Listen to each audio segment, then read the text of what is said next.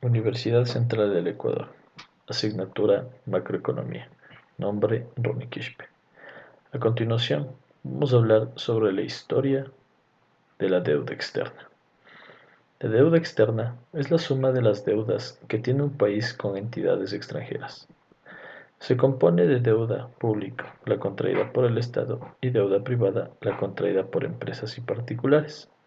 La deuda externa con respecto a otros países comúnmente se da a través de organismos como el Fondo Monetario Internacional o el Banco Mundial.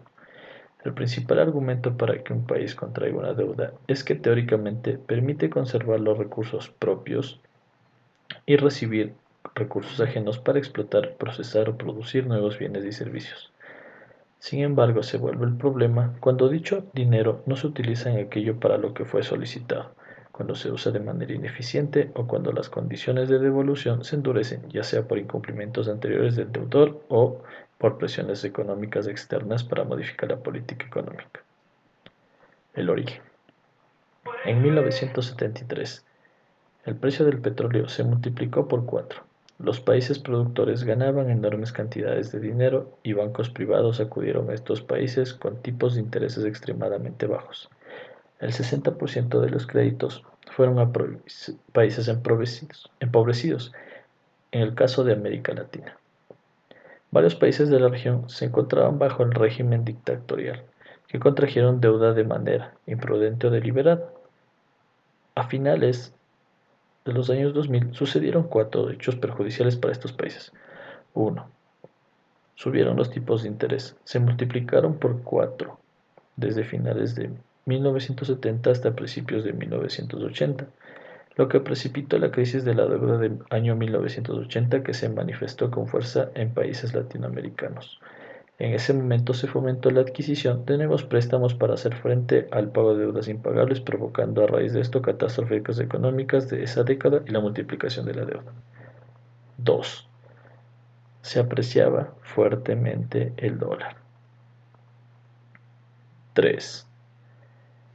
Cayó el comercio mundial y se depreciaron las exportaciones del sur, que no era petróleo. 4. Se iniciaron los planes de ajuste estructural.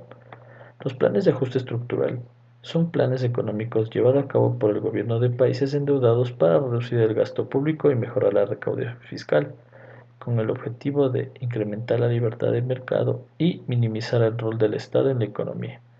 Los planes del ajuste incluyen la privatización de las empresas estatales y la flexibilización de las condiciones de empleo. Sí. En este contexto, el aumento de la desocupación no es considerado el flagelo del empleo, sino que es una herramienta para intentar dinamizar la economía por medio de las competencias entre las personas con necesidades de empleo. Estas planificaciones son asesoradas por organismos financieros internacionales que a menudo exigen a estos gobiernos que apliquen medidas de estabilización económica.